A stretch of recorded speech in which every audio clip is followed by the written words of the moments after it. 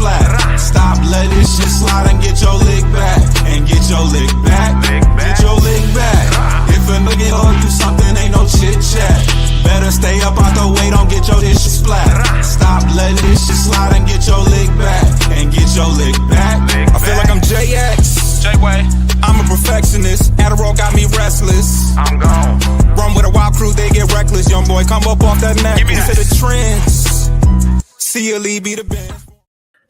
Good morning and welcome to another episode of Corner to Copa. It's been a little bit, but we're back. If you've been paying attention on the YouTube side of things, we've been giving you some shorts, just giving you some, as much content as we possibly could. There hasn't been much action free agency wise, just a lot of speculation. But the good news is we do get some baseball this month. I think it officially starts at the end of February. So we know the pitchers and catchers report in February. So that much, we'll at least be able to, just bring you some type of news, whatever the case may be, whatever is good or bad. We got baseball back in this month. Coach, of course, we do a lot of talking behind the scenes, but how are you feeling at this current juncture? Kind of dark. Man, it is cold in the D. Yeah, we are experiencing some almost childhood-like winter cold here up in the mitten. But as Foster, you mentioned, we are exactly 20 calendar days from first exhibition games, February 21st. So pitchers and catchers will be reporting here very soon. And we've got kind of, I guess, a lot for the rest of the landscape to kind of lay out and go over what looks like our appears to be final roster with maybe some additional action pending from School's arbitration. That's still TBD on the numbers. So that report came out again the other day. I think Friday, John Heyman came out and kind of reiterated the same thing about Chris Bassett and the School arbitration. So we'll see if there's any other action there, but that appears to be, if there is, that would be it in terms of roster moves. But from a lineup standpoint, we are pretty much locked in and ready to go for the 2026 year. Yeah. So let's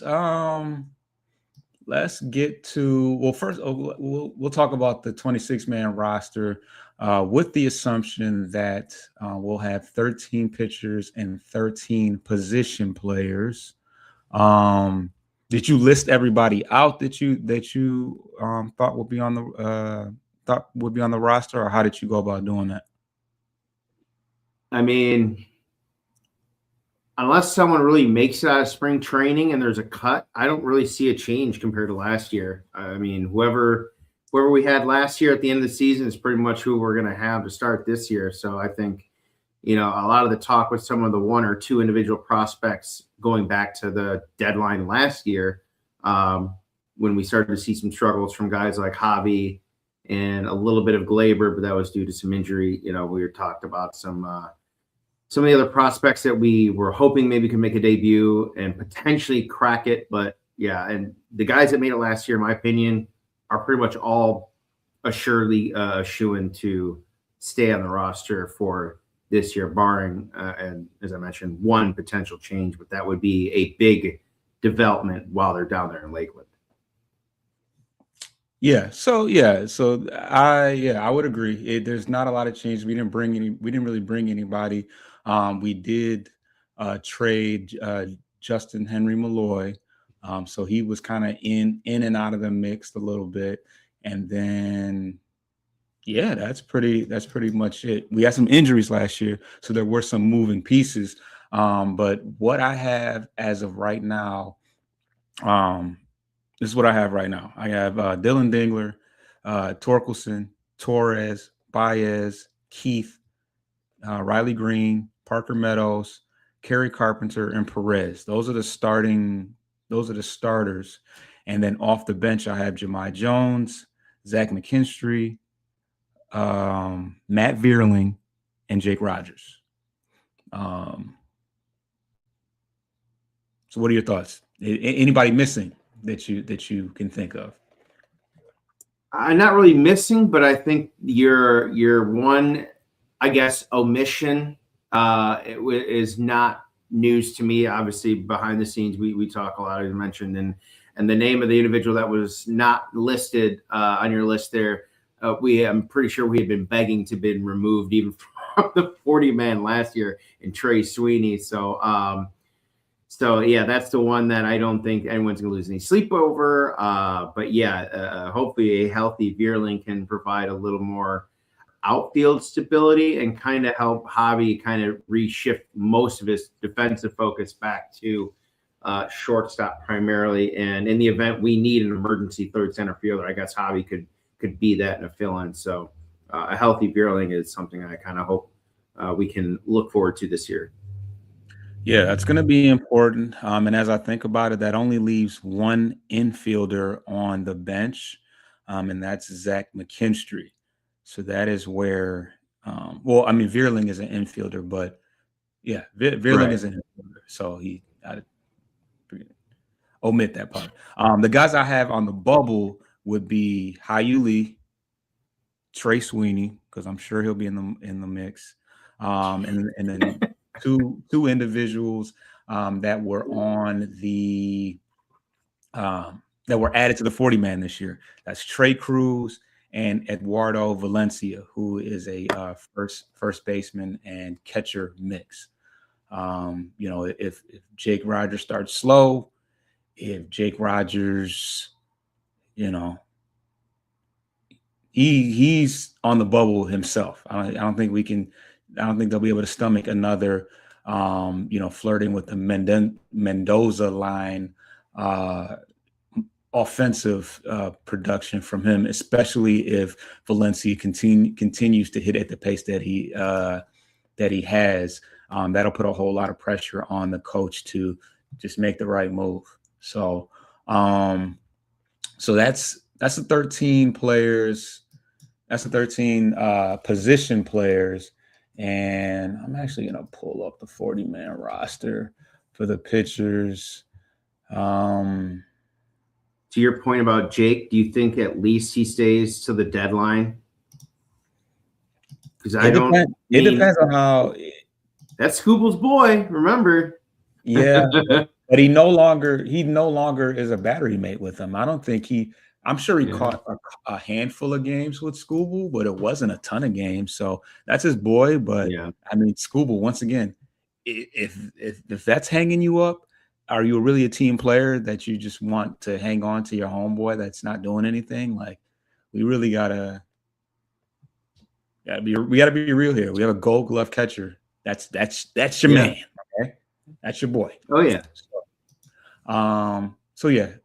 For the pitcher side of things, right now there's not a lot of moving pieces as far as I'm concerned. We know who, as they list, there's 6 guys listed right now, with Drew Anderson and Troy Melton pretty much competing for that 5th position. Whoever doesn't get it will likely, some say that Troy Melton could possibly spend some time in the minor leagues. But technically, well, first of all, I hope that he just wins out the 5th, the 5th role, and Drew Anderson can just be a long relief guy. But outside of that, there's not really a whole lot that can shake up. We got Bo Brisky coming back. We got Sawyer Gibson Long, guys like that. But the bullpen is looking pretty strong. 3 high leverage pitchers at the back end. You got Tyler Holton, who's one of our lefty specialists. Brennan Hanafy and Herger, both those guys are in the 2-3 range as far as ERAs. They had great years last year. Kiter Montero, he is always a candidate to be sent down. We know that it happens a lot, but he has the ability to start as well, so that should help him. And then you got Bailey Horn, who didn't pitch a lot last year, but he's another lefty and had pretty good numbers, but pretty new to the 40-man roster. Any thoughts about all of those guys? Yeah, I think to your point about Anderson and Melton, I think they have a little bit of the luxury with Kiter, who's kind of been that 2+ year hybrid starter, long reliever, whatever you need almost out of the bullpen, kind of Swiss Army knife, and he's been there, done that. He doesn't. I don't really think he has a benefit of developing down in Toledo much longer because he's been around now. Because what's Kiter at 2000? So he's. I was just gonna look up and see if he even summer. So yeah, I was just gonna look up and see if he has any yeah. options left because he may not. This could be his last year of team control because it's MLB service time, so he's only been up for most of the last 2 years, so he might even still have like a year or two more beyond this year, depending on what the qualification he met for that service time. But to your point there, it could be a luxury that they have, and even going back briefly to your on the bubble for your lineup, I think that that help down there for injury call up from the 40 to the 26, the guys you mentioned, I think might be better than it was last year. Then again, we had to use a lot of that last year fluidly throughout the whole year with the injuries that we had, and especially after the All-Star break, when we're trying to mix and match some things to get the ball rolling again. So I'm interested to see what those guys do, not just to the start of spring training and their minor league time, but how they transpire throughout the year and maybe force the front office to bring them up just for a peek. You know what I mean? Like, hey, you're hot. It's not a fluke. We got to see what we might have here potentially if someone else is struggling. So the pressure is going to be on the 26-man guys right now. Rotation-wise, yeah, it is weird not seeing Job on there because we're pretty much not going to expect to see him all year. So I think that's where Melton could shine this year. But yeah, Canley, Finnegan kind of rounds out some of the bullpen guys from last year who were maybe a little, I don't want to say young because a lot of these guys weren't that young. They've been in it for a few years, but in terms of full year exposure and getting that taste and experience, these veteran guys like Jansen hopefully can be some mentor / relievers as well, not just banking on them to deliver, but teach these guys some tricks of the trade to develop throughout the year themselves to be a complete rotation and bullpen. Yeah, and to your point about the guys on the bubble, I mean, last year that would have been Akil Baddoo, Justin Henry Malloy. We ended up with all the guys we had on the 60-man. We had Manuel Margot, Andy Ibanez he started the year with us, but he was kind of up and down with the team. So we still yet to be seen if we're going to be. Well, Jahmai Jones was in that mix too. Obviously, he became a staple on the team, but we should be a little bit better off. We obviously have guys like Max Anderson. I mean, we're getting younger again. You got guys like Max Anderson who's not on the 40, but will likely be in the fold soon. Kevin McGonigal is on his way, so I think we should be a little deeper bat wise. But the ceiling, well, outside McGonigal is going to give you some ceiling, but it would be nice to have more solidified, certain pieces to work off of. And I think I might have talked about it last time, but when you look at the bullpen last year, we had guys like Tommy Canley and John Brebbia holding down roles in the 40-man. So to replace them for a full season with Kyle Finnegan and Kenley Jansen, you're already that much better off. So that's that. Let's get to this starting lineup. Now, do you have a starting? I have one listed and ready. We can just work off of mine, or do you have one already prepared that you want to throw out? I'm not even going to fight this platoon thing anymore. I mean, I'm going to pretty much bank it off of whatever we saw last year because it's not going to – I feel like it's not really going to change. Sure, some of the names like Andy and some of those guys are no longer there, but I will run off yours because I really don't think there's going to be too much of a variance, if at all. So I think this construction of the 26 kind of feels like more straightforward, if that makes sense in terms of this platooning flexibility. So – I'm pretty sure we'll be pretty much aligned on that. But if there's anything different, I'll call it out. All right, let's see. Share screen. Here we go. All right. So we'll start with the right hand. pitcher side, I got Cole Keith as the leadoff hitter. He gets on base. Certainly got on base more than Meadows last year. Pretty solid contact guy. Takes his walks. Not the fastest, most fleet of foot, but got to get somebody at the top of the lineup that can get on base. Gleyber Torres, he's pretty much, a staple in the number 2 role. And then you got your power hitters, Green and Carpenter. You got Torque, who has pretty even splits, I think, between lefties and righties. I think he's a little better against lefties. You got Wenceel Perez and Dingler, which that could go either way. You could maybe put Dingler at the 6 and Perez at the 7. It depends on who's hot. Baez in the 8 hole where he's pretty comfortable, coming off a pretty solid year and a good postseason. And then Parker Meadows as like the secondary leadoff hitter at the bottom of the lineup, which is kind of sad for a left-handed hitter, but it is what it is. What are your thoughts? Yeah, this is pretty much what we saw last year. I mean, I for the sake of the alternating, the Dingler Perez spot is the most logical because Perez obviously can switch hit. So if there were to pull in a lefty, he can just obviously go to the other side. You don't worry about it at that point. And then if they do go to lefty, well, guess what? Dingler's going to mash that lefty too. So they're still fine in that spot. But if you're going from who's hot or not, that's interchangeable. There's no issue there whatsoever from at least a right-hand pitching standpoint. Yeah. You could also toy with swapping out Wenceel Perez for Keith too, maybe if Perez is, hitting well, he's got some speed, so he could help in that regard. But Keith's a guy that he could literally hit anywhere in the lineup. Honestly, if he's on a heater, I would put him in the 5 slot. Honestly, so.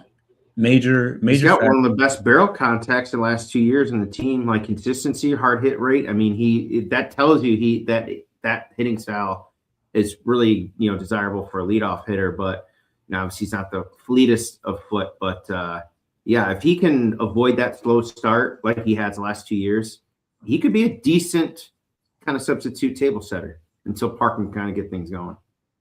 And if he can start a little hotter, that would be amazing. But he has progressively gotten better and better every year. I saw a graphic that I don't know if I forgot to save it, but his numbers were very, very close to Alex Bregman's numbers last year, for what it's worth. Obviously not nearly as good of a defensive player as Bregman, but hitting wise, very comparable. Let's get to the left-handed lineup. These are my favorite. This was my favorite lineup last year. It's against lefties. We actually fared really well against lefties, but a lot of that was due to the second half of Jahmai Jones, who had some of the best numbers in all of baseball against lefties. He was slashing, I think he had an OPS nearly of 1,000. But Jahmai Jones in the leadoff spot, he hit a decent amount of leadoff home runs, leadoff for the game home runs. So he's definitely a good table setter, although he's not the fastest guy either. Torres is, I think he mashed pretty good against lefties. Riley Green, I think pretty much batted 3rd or 4th, no matter what, whether he was lefties or righties. Hopefully he can have a more, not such a top heavy season as he did last year. Torque's pretty good against lefties. Dingler, I just pushed up because he mashes lefties. Perez turns around, bats righty. I add Vierling in here, and that's due to Parker Meadows getting the day off. Vierling, if he can come back to the way he was before, he's going to be able to provide us some speed, some contact, some good bat to ball, and solid center field play. Javi Baez, who mashed lefties last year, still can't really justify moving him up higher than the 8th slot. And then Zach McKinstry, who actually had a good slash line against lefties, would get the start. Now, as far as positions, I think I had Dingler at third. Yeah. No, not Dingler. Vierling. Vierling at third. Vierling at third. Replacing Cole Keith. Javi in center field, replacing Meadows, and McKinstry at short. McKinstry is short. Thoughts? This one's interesting. This one can go a number of different ways, especially if you want to keep Carpenter in the lineup. And then Perez would play left field. Right. A left? Green would play. No. Green would play left. Yeah. Perez right. I mean, on the position side of things, I'd swap Baez and McKinstry. McKinstry's a better athlete in center field, can cover more ground than Baez naturally. He doesn't play center field though. I mean, if you can play everywhere else in the field but center field, you can play center field. Yeah.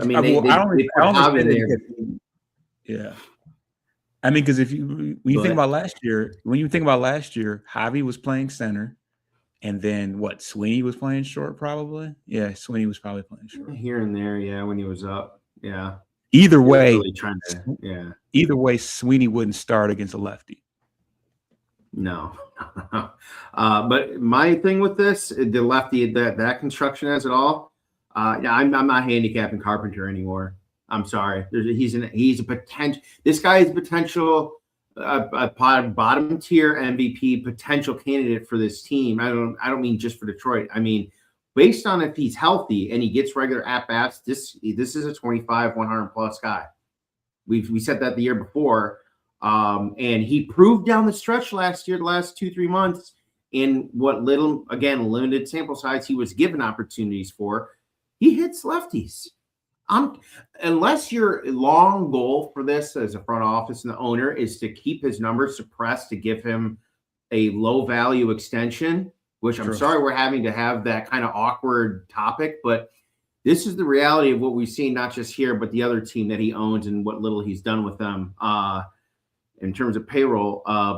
That's the only other explanation there would be to handicapping a guy who, unarguably, in my opinion, is the best hitter on this team and has been for the last 2 years when he's healthy. So that's my only thing with I got until Carpenter goes, 0 for 30 slump against lefties, he's got to be playing and hit. I don't care if he's out in the field. His bat has to be in the lineup every day to give you the best opportunity offensively. Yeah, he made a strong statement, not verbally, but just with his play last year, with how he was able to play against the Mariners, and it was evident that he was the most dangerous. There weren't too many dangerous bats in the lineup. Green had nothing. Keith had nothing. Most of these, Torres was hurt. They wouldn't play Jahmai Jones. Green was the one guy, and Baez were the two guys that you really had to focus on, but mostly Carpenter, because Baez was not leaving the park. Carpenter had the threat to leave the park at any point. So yeah, although I wanted to show some disparity and go with the trends of what they do, just to show the change in things, but. In that regards, you gotta keep Jahmai Jones bat in there too. So he's your DH, and then Perez would get the day off, and Carpenter would remain in the field. So, yep. And I like that with Perez coming off the bench for that switch when they do go the other way, because then you could do it for either Jahmai or you could do it for Carey if you really had to for whatever reason. You have a little bit more up and down the lineup there because they're separated a couple spots away from each other. So you don't have to accidentally overload back-to-back spots in that lineup for a change. Yep. And then Carpenter probably goes to DH, and then you just put Perez in the field because he's a better outfielder. So can you do that? You can do that, right? Well, no. Once you got someone DH, if you pinch hit for them in that spot, they're hitting for that guy in the field. If you put him in the field, you lose your DH ability. So that DH hitter would just be your permanent hitter fielder for the rest of that spot in the lineup that game. Gotcha. All right. Before we get to the first break, no, let's just take a break.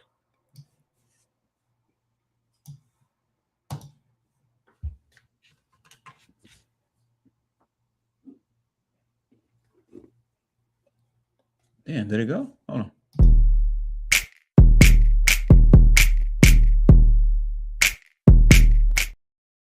Thought I was tripping. Okay, so who out of all the players in the that we have listed, who would you say is on the hot seat and is in danger in losing their spot on that 26-man roster?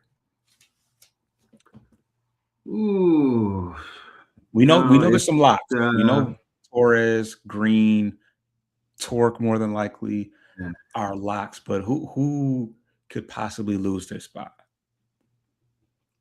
Man, I would think it'd only be if another team came calling, but I think potentially Veerling would be the guy. I know we just by addition of subtraction based on the signing that we had to let go of basically JHM already. But given who we already have progressing behind him in the minor leagues over the last year and change, I think that still maintains the healthiest position to get someone bumped or traded would be Veerling, considering we've got Max Anderson and Max Clark and all the other guys we've had out there that are kind of chomping at the bit and progressing. So we don't really have a definitive shortstop per se. We've got a second baseman and someone else we're trying to maybe convert into third down there in double and triple A right now. So yeah, Veerling for me right now is the only one. Jake, I expect him to hang on to at least until the deadline. But again, that could be an issue where not an issue. It could be a situation where the aforementioned guys at the top of the show that made it this year on the 40-man, if they continue to stay hot down there, it may force their hand into saying, thank you, Jake, for everything, but we can't hold these guys back any longer. Dingler's got it locked up. It's time to take a look at potentially, and it wouldn't be just for a catcher. Heaven forbid anything happens with Torque or they decide that, we think we could, for what he might get paid elsewhere, we could bring up one of these guys that are with us now. So that'd be the only other possibility, in my opinion, at least from a non-pitching standpoint. Yeah, I think the three is the trifecta of outfielders that were all placed on the 60-man last year that didn't really have a spring training. I think if any of the three, Wenceel Perez, Parker Meadows, or Veerling, are slow out the gate, I think that they figure something out in the way of bringing somebody else in, just because they're kind of similar in a way. They're just similar standings. Obviously, Carpenter and Green, they're locks. I guess Jones, if Jones isn't hitting, he could be the odd man out just because he doesn't play defense. So it's similar to Andy Ibanez. Once Andy Ibanez couldn't hit left-handed pitching, he was useless. But a sleeper player, I mentioned him in the bubble. As far as bubble players, is Trey Cruz. He's 27 years old, so he's quite a bit older, and the Tigers certainly liked him enough to protect him in the Rule 5 draft. There's no, as far as developmental, he's either 26 or 27. So he's pretty much a finished product. He plays in the infield, he plays on the outfield. He's a switch hitter, and he walks a ton, and he's steadily improved and, kind of emerged this year. I don't think there's any point in keeping him on the 40-man, adding him to the 40-man roster at the age of 27 if they didn't like him enough to play him from day one. There's really no developmental curve at this point. So he's somebody that I'm interested to see where they want him to play the most. I think his quickest avenue to playing immediately is probably in the outfield, especially if Parker Meadows is slow out the gate or Veerling just appears to be outmatched and past the prime that he had 2 years ago. I think they like Wenceel, and he's a switch hitter also. So I think they're going to give him every opportunity to win the starting job. But those are three guys I see that could be on the hot seat if they don't hit out the gate. But we are already 30 minutes into the show. Let's move on to Scooble news. What Scooble news? What is the latest? What is the latest for him right now?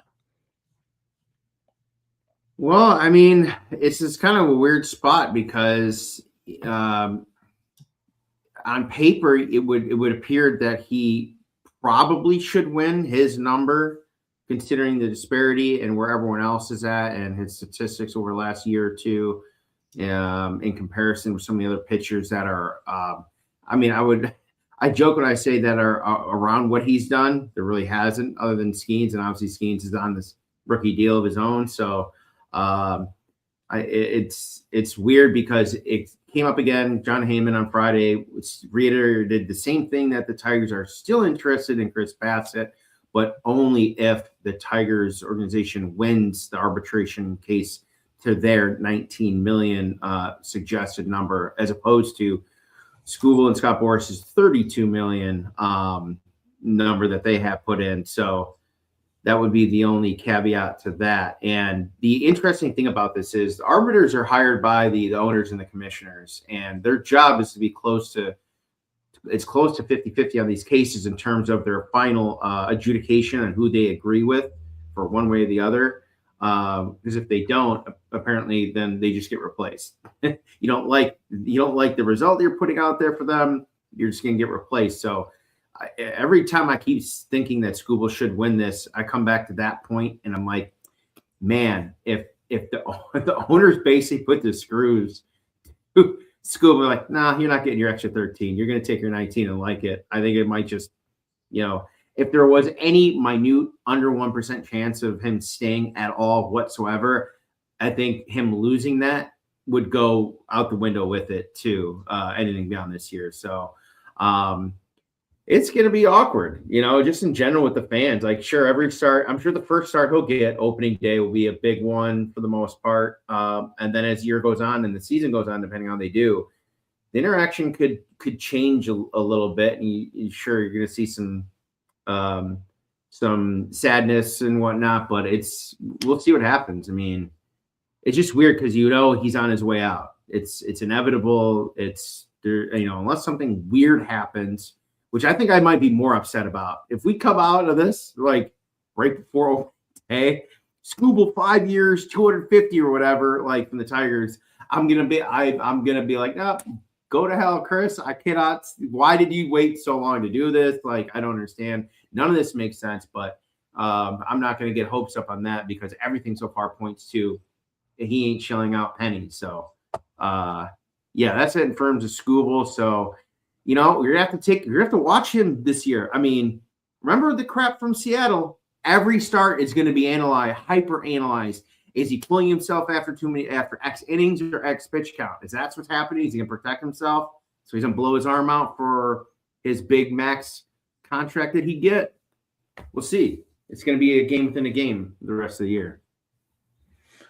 Yeah, and of course we continue, as you kind of talked about, that we are somewhat interested in other pitchers pending how the arbitration deal goes down.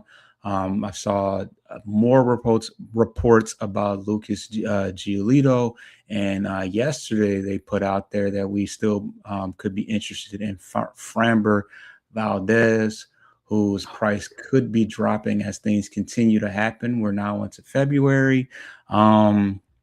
Ironically, his projected asking price is $33 million, which is exactly what Scooble was asking for right now. I don't know if it's still $33 million at this point, because desperation should be setting in. But I would lean more to the Bassitt and Giolito side of things than the Framber Valdez, because most teams have decided that they don't want anything to do with it. So for us to go out there and pay, Valdez after all that, and and for Scooble to possibly have lost his arbitration, that could get awkward. So, Well, and I can't get over the whole catcher thing last year with him. Remember, he crossed up his catcher and he said he didn't. Yeah, that was intentional to a degree. And if you're doing that to Dingler, I don't want your ass here. Sorry. That's our cornerstone backstop. He ain't gonna show up him like that, like you did to your boy in Houston. Yeah, I mean, you would like to think that he's learned from his lesson. I mean, this guy was literally in the winter meetings way back when, like he was present at the winter meetings. So for him to 2 months later still not be, not even a whisper of activity, he messed up royally. So he'll be somewhere though. This is a frontline starter. This guy would be an ace on a lot of different teams.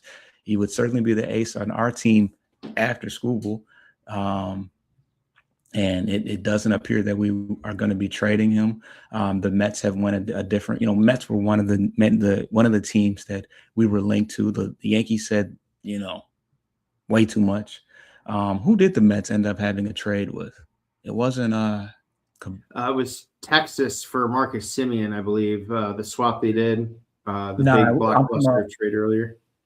Yeah, well, yes, that happened. But they trade with the Brewers. Is that who got? No, yeah, they got Peralta. That's what it was. Oh, Freddie, yeah, the more recent one, yeah, Freddie Peralta, yeah, just in the past week, yeah. So I mean, that kind of takes them off the table. They chose to add one of their top prospects in Jet Williams and a couple other guys in exchange for 1 year of Freddie Peralta. So that kind of takes off the table the 1 year of Skubal, I would think. So we're rocking it out with him unless something happens with the Dodgers or Yankees, but the Yankees don't seem to want to pony up for whatever they need to do. So yeah. Moral story, it's going to be very important that we win the division because the AL East is loading up. The Blue Jays, the Orioles are working, and the Yankees are they're reeing up with what they got. They brought Bellinger back. They brought Grisham back. Yeah. Can't remember what a nice blanket security names. Yeah, we'll go get these guys at the last minute. Not a big deal. We'll be okay. Right. Yeah, Bellinger was out there quite some time. But as far as the AL Central, the White Sox have been pretty busy. Is this last year? What am I doing?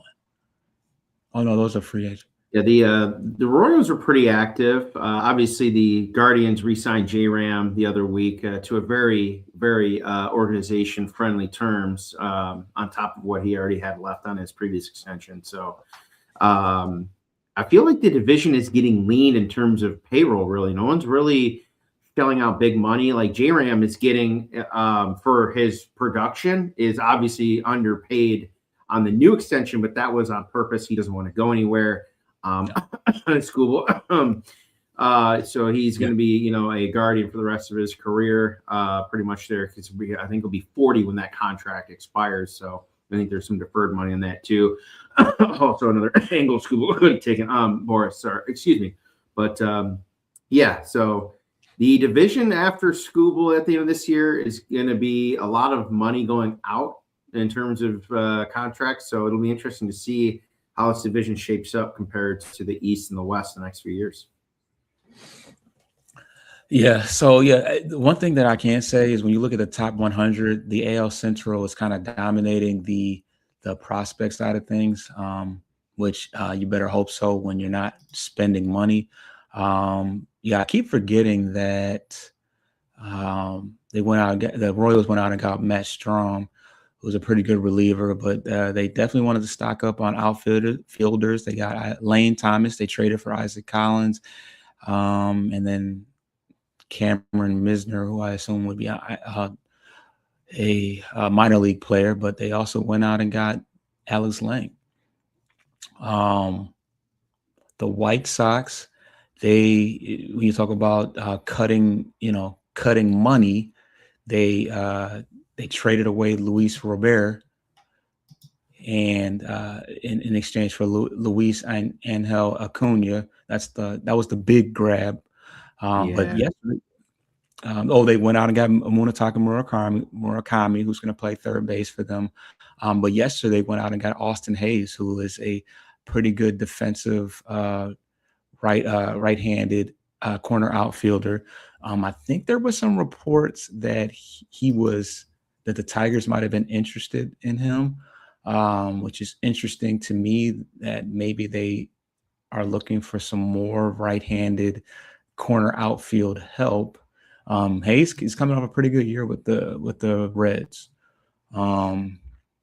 So I can maybe hold out hope that we still might be interested in somebody. There's not much left out there, but Austin Hayes he's a solid player. Another big move for them, Sir Anthony Dominguez, who was a relief pitcher for the Blue Jays last year. I think he's the White Sox closer now. So you got Sean Newcomb, who's been around A's Athletics for quite a while. Jared Klenick's been a Central Division mainstay with the Guardians for a while too. So some familiar names there to round out some of the younger talent and new faces they've acquired. They'll be different looking this year. I mean, they were a little bit better last year. And the one kid, the infielder, was it last year, who killed us in one or two series. So this team is going to look way different. I'm not going to say this team is going to be among the worst in baseball. They're certainly going to be a bit more competitive than last year. I'm not going to treat them like the doormat that they have been the past few years. Yeah, I mean, they still ultimately could. Well, the Twins might be finishing last, especially if they end up selling off Joe Ryan and the other pitcher. But yeah, for those who really got used to Luis Robert being there, that'll be interesting. For him not being around, he's kind of the last big piece that they've moved in their youth movement. Not that Robert is so old, but he's been around since they won the World Series. So the Texas Winfield Brawl, right? It's been a sneaky off season for the Twins. They went out and got Victor Caratini, who's a pretty decent catcher. They went out and got Josh Bell and Eric Wagnerman. So that's two different first basemen who have formerly played for the Marlins. And then Taylor Rogers, I don't think there's much there. And then Arcia signed a minor league deal. So not great, but I'm sure they'll do their valiant effort in trying to spoil things for everybody else in the division.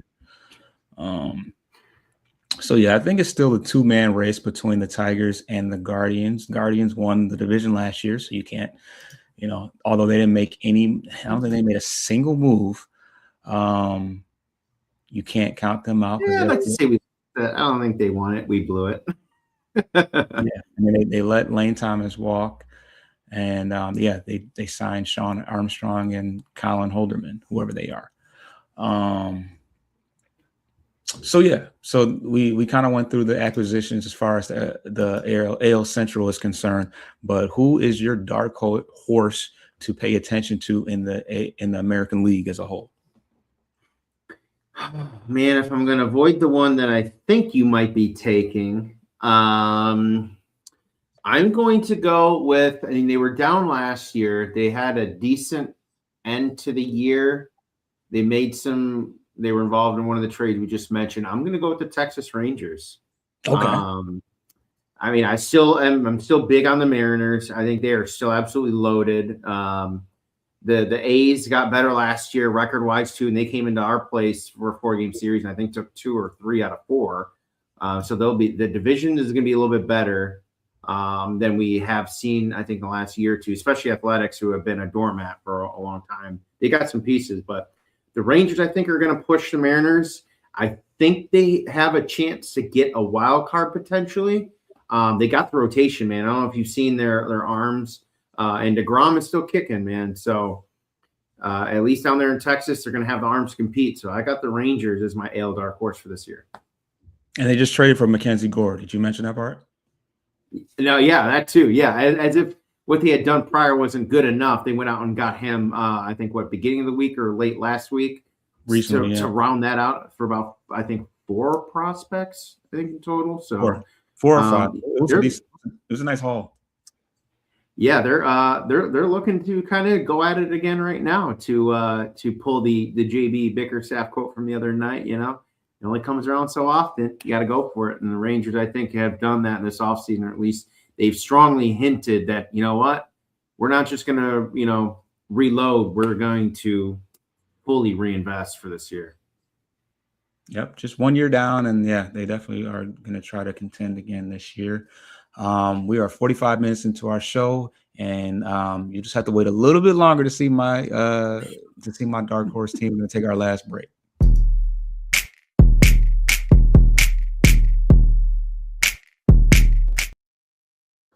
All right, so who did you think my team was going to be? My guess off the top of my head when we were talking before we went live, Baltimore Orioles was my pick for you, but it might be in the division. But I kind of figured maybe deciding of Alonso, Polar Bear, and the other moves they've made, considering how bad they were last year. I mean, it got ugly in Baltimore for a minute. So yeah, so that was actually that was a good guess. It is incorrect. But my dark horse is a team that you actually mentioned a couple of times in the midst of your spiel, and that is the Sacramento A's. Let's get these ads off here. All right. But yeah, they were my quote unquote league pass team last year, a team that I watched a lot of, on the late night, and they are really starting to build and extend, build out their core. They signed Soderstrom signed a long-term deal. They signed Rooker and Lawrence Butler the year previously, but just the other day they extended Jacob Wilson for 7 years and $70 million. They also traded for Jeff McNeil, who's a veteran that was a longtime Met, and Shea Langoliers. He's a guy that most people probably haven't heard of yet, but he had an amazing season last year. What does it say? Power ranks 60 overall, and then that. Oh, they don't do the position ranks, I don't think. But I forgot they got Max Muncy. It's so weird seeing him not on the Dodgers. Right. And then of course Denzel Clark. That's the great defensive center fielder. If they can get him to hit, that'll be huge for him. Huge for them. But of course, Nick Kurtz had an amazing year last year. Soderstrom hit a bunch of bombs. Rooker's solid. Wilson is like kind of the contact guy. But yeah, all in all, they got a pretty strong young core. If they can find any pitching, who's the pitcher? Who's the Severino? What's his name? Luis Severino. Yeah, Luis Severino. He was good away from Sacramento, but he had a horrible year at home. And other than that, they don't have a lot of good pitching. If they can develop or find a way to get some pitching, they'll really be dangerous. But yeah, I mean, it's going to be hard for them to compete. As you said, the Seattle is pretty stacked. Now, for me, I saw the Seattle ranked like third in all of baseball. I mean, they're losing Suarez and they lost Polanco. Why? They brought back Naylor, of course. He was the first person to get signed in the free agency. Why is everybody so high? I mean, I know Cal Raleigh is what's one of the best players in baseball. Who knows if he can repeat that. Julio Rodriguez is obviously good. You got the Cuban Brian, guy. I mean, their rotation is still legit too. I mean, the rotation. Those arms are disgusting. But they got some young, and then they have a lot of young prospects who may or may not pan out. But right now, I think their third baseman, if Suarez doesn't come back, is like Williamson. What's his name? I thought Suarez already signed with another team. I thought, unless it was just. Nope, he hasn't signed anywhere yet. Let's see what we got here. That's crazy. Randy Arozarena. Yeah, it was. Yeah. Yeah. So you got didn't they acquire him from Tampa originally? Yes. You got Dominic Canzoni, rookie. Victor Robles, J.P. Crawford, shell of himself. Ben Williamson at third, and Cole Young, who's the young, promising promising hitter. But you got some young players. Ben Williamson, Cole Young, Victor Robles. That's a sore. Didn't he hit a big home run? Yeah. He hit the 3-run homer or whatever. Yeah. But you got some holes there. Randy Arozarena, he's still pretty good, but not great. But you got a couple guys. Yeah, Luke Raley. Luke Raley wasn't bad for him last year. He came on a lot of injuries. Oh no, it was Leo. Was it Leo Rivas? I think it was Leo Rivas that got the hit. Yeah, I think you're right. Yeah. Second baseman. Yeah, the only hit they had in that series was a bomb. Yeah. So I don't know. Like I said, they got a lot of good young players. They're bringing back Josh Naylor, which was high priority for them. But there's a lot more that they could have did to improve themselves, because they were one. As a Mariner fan, you got to be a little frustrated because you were so close to getting to the World Series, and then the team does nothing. They didn't do anything. I think they traded. Well, I think they kind of got lean in terms of money. They went for it at the deadline. They went and got a couple guys, right, to kind of help. Yeah, they went and got Suarez, but he's not coming back. Or he. Yeah. The more time goes on, I think the less likely that if they were interested in bringing Suarez back, they would have did like Naylor and locked that in out the gate. The fact that he's been away, the talks have gone for so long. You got to think that they're like, he's been on the team twice. They went and got him 2 different times and let him go. So like, they're obviously not pleased. He had a terrible. I mean, all things considered, he had a terrible postseason for them. He hit a couple home runs, but I think he hit under 200. And his whole stint with Seattle wasn't great, even in the regular season. So I think that ship has sailed, and they've done that move 2 different times, and it is what it is.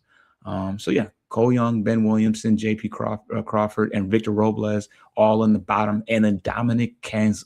That is a horrible bottom half of the lineup. Great top half. Yeah, Randy to Naylor, but when you get to the bottom of that, you got a lot of unproven. J.P. Crawford's not unproven, but he's getting old. It puts more on those limited veteran guys to kind of carry him a little bit more, to your point. Yeah. But I think it also avails, again, if they're there at the deadline, it provides more flexibility for them to, again, acquire more guys for those spots that they have these younger guys in who may not quite be delivering to the scope they want to be a legitimate contender. But, I mean, based on their roster and their arms, they're ranking them purely based almost on their arms, that they're saying pitching is traveling. Hitting doesn't necessarily travel well to all ballparks, obviously. I mean, we can say the same about pitching, but for the most part, pitching in terms of aesthetics against hitting a backdrop, there's a wild difference between a hitter and a pitcher. So, Mariners got Bizzardo, Matt Brash. Obviously, they went out and got who was the all-star closer that they got. Andres Munoz, Bryce Miller, they still have. I mean, and then Castillo, George Kirby, who we touched up a little bit. They've got the arms to compete against some of the offense. It's to your point, whether the young guys that are in the lineup will, rise to the occasion. If Cal Raleigh goes down, it could get dark. Because that offense is certainly not gonna yield much in a pitcher-friendly park, because they just hit a bunch of home runs. I'll give them that. They hit a ton of home runs, but that lineup can't manufacture. You got a bunch of guys that strike out a ton. I don't know if Naylor does, but Cal does. I want to say Randy does. They don't have too many like slap hitter. Cole Young could be a stud. I mean, he's only 22 years old, and was a former first-round pick. So he could be really, really good, but that's just my spiel on Seattle. Maybe they bring Suarez back. Maybe the Tigers bring Suarez in. Who knows? One thing, there's not too much, not too big of a deal, but I was definitely faintly interested in Luis Arias, and he is finally signed with the San Francisco Giants. They quietly were active in the last week. They went out and got Harrison Bader, so they added some balance, added some speed, added some, because they got some power. They got some pop in Devers and Willie Adames, who quietly hit 30 home runs last year. They got Matt Chapman too. So to add Harrison Bader and Luis Arraez to that lineup, I like what they're doing over there because they just don't hit very well. I think they pitch pretty good, but they don't hit very well, and it's not really a hitter's ballpark. Mm-hmm. So, and if I'm not mistaken, Hunter Pence is the GM there, right, in San Francisco? No, it's the catcher. Oh yeah, you're right. Buster Posey. Yep. Yes. So yeah. The two guys that were kind of head scratchers outside of Framber Valdez that were hanging out in free agency were Luis Arraez and Eugenio Suarez. And so now Arraez got off the board first, 1 year, $12 million. So I wonder what Eugenio. I don't know I don't think it's the money for Suarez. I think he wants the years at this point, and that's the hang up. It certainly will be the hang up for the Tigers. We know the Tigers don't want to extend some old third baseman long term, so that's probably the hang up with a lot of different teams. But somebody's got to do it. Somebody's got to do it. So I mean, I don't know. I mean, it feels like all these guys that are like of those names, like the top 10 of their position in the last few years, a lot of them have been giving additional opt-out options as flexibility. So I don't understand it. If that's being offered, he's still saying no, then that's your prerogative, but I guess you'll be without a team this year. But how about one name that we have not talked about at all, that we talked about a lot last year and a bit throughout the season this past year, and it didn't come to fruition. And frankly, from what I've heard generally on local sports talk radio and in our group chats, considering that there is technically kind of a spot still open because of Job, and he has not been signed, how come everyone suddenly has very quickly pivoted on bringing back Justin Verlander back to Detroit? Oh yeah, how did we not talk about that? It makes me wonder how much he wants to come back, because there's been what he said it. Did he actually bring it up? Has Ben? Because Ben, we all know how crazy he is about the Bregman situation, but he hasn't been nearly as vocal about bringing his brother back. Because if anybody could have an opinion on that, it's his brother. So, yeah, I mean, he's mentioned it generally, like in some conversations when people have asked it in a broader scope of an interview, not just a quick little beat writer, 10-minute, catch up session. He's mentioned, he goes, it's all, it always be nice and whatnot. I think maybe the joke goes, I don't know if Kate Upton wants to, I don't think they're going to move to Detroit if he finishes his career here. Now that he's got, kids and whatnot. But I just considering what he might be projected around and who we've given money to in the last 2 years and generally throughout the league elsewhere, I don't see how it couldn't have been done in terms of a number to agree upon. Obviously, he's not going to be asking for $32 million like someone else on the roster, but he had a good end to the year last year, and pre-deadline I didn't want him because he was terrible. He didn't have a win until damn near August. Still at 4-11 altogether. So it doesn't look great even with all that, but yeah. Even if you're not going to put him out there to start on a regular basis or whatever, if he becomes your sixth guy, like you stretch out your rotation, which they've done the last 2 years, even with Skubal down the stretch 2 years ago after the All-Star break, they kind of made him every 6 days. I almost would see it as like a signing of like you get into the playoffs and now all of a sudden he can kind of maneuver through some of those playoff games for you with that experience that he has. And maybe doesn't come out after 97 pitches.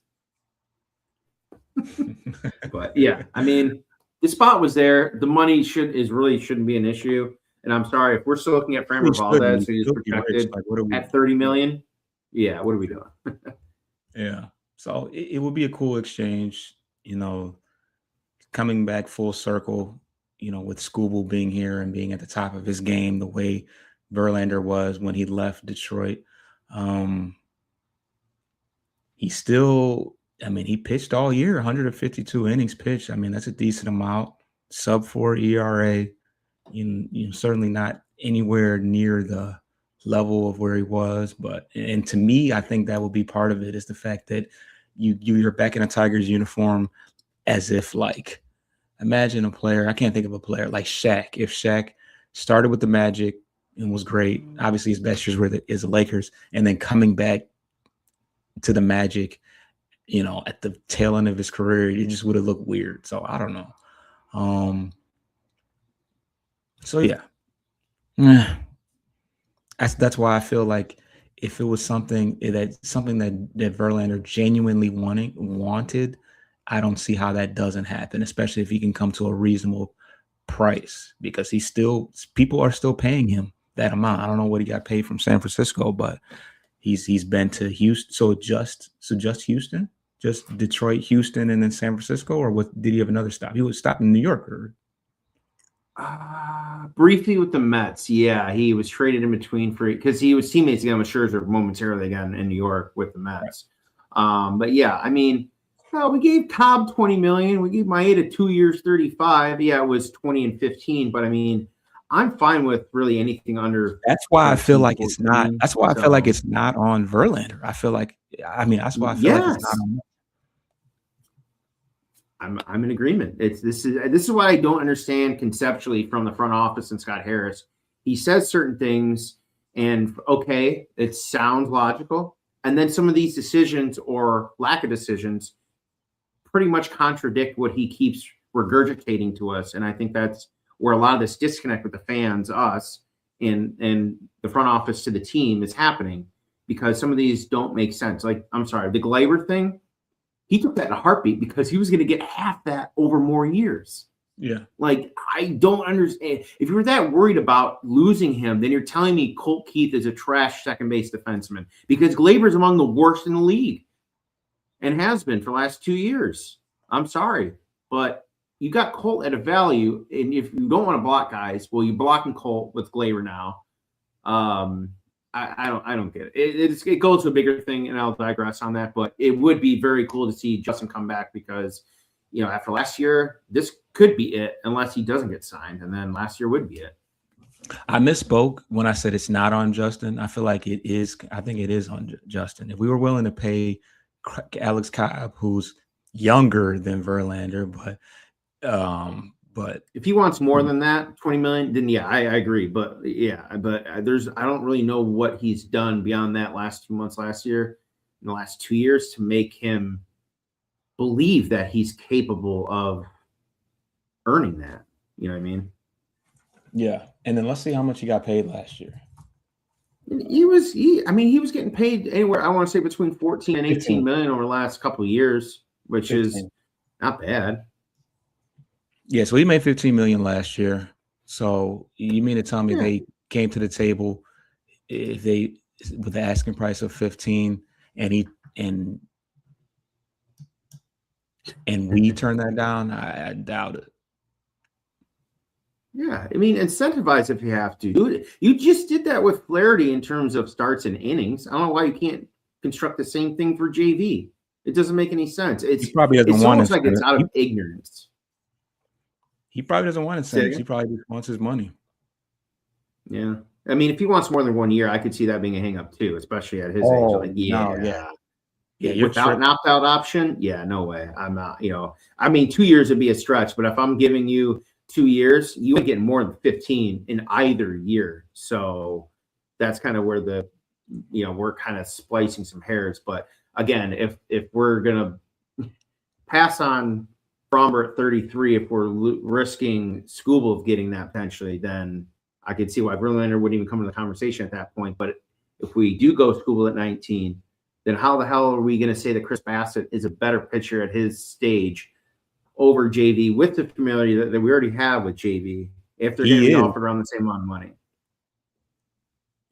Bassett's better than Verlander at this point. I don't know. I mean, given the role they're going to play, I think it's not as impactful. You know what I mean? It's not like they're like, hey, we are decimated. We need a number 3 guy in the rotation. Yeah, Verlander, that could be a very short experiment. But it's more of a supplemental signing more than anything. All right. Well, that pretty much wraps it up. The Verlander thing pushed us a little bit over an hour, but all in all, an action-packed show where we discussed, the projections for the spring training, and we'll just see how our projections age because anything could happen. But any closing remarks or anything that you, any plans as far as what you want to talk about? It's probably not too many plans as far as upcoming topics, as far as the next show is concerned. Yeah, I think the biggest thing, probably from a very high level for the rest of the way, as long as they continue to stay atop the division and they get near the deadline, what is the decision to come with Skubal, to trade or not to trade? Obviously, I think the decision, if they're not in a playoff position, I think that becomes more obvious in what they need to do, whether they should or that they do or do not.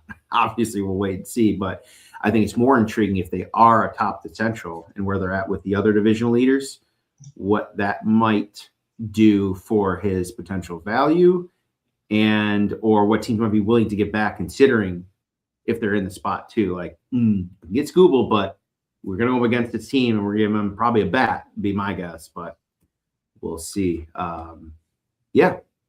We'll see. We're closer to the start, 3 weeks. Lakeland, Florida, bring us warmth to Detroit, please. Right. Yeah. And we got off to a really hot start last year. And this time, or last year, the trade deadline, we were running away with the AL Central. So if that is if we have a similar path going this way, that'll make things really interesting because it'll be time to consider going all in and winning it with Skubal, having Skubal for the last time. So that'll be real spicy and interesting. But we will not get too ahead of ourselves. We will be back around the time, probably, that pitchers and catchers report, as soon as there's some more news to report on, to talk about. But in the meantime, keep an eye out for our shorts to give you quick breaking news and any announcements, and subscribe to the channel because we are here to stay, and about time to start ramping things up as we creep closer and closer to the beginning of the season. So we're going to get on up out of here, and I appreciate everybody that tunes in. We out. Get your lick back. If a nigga gon' do something, ain't no chit chat. Better stay up out the way, don't get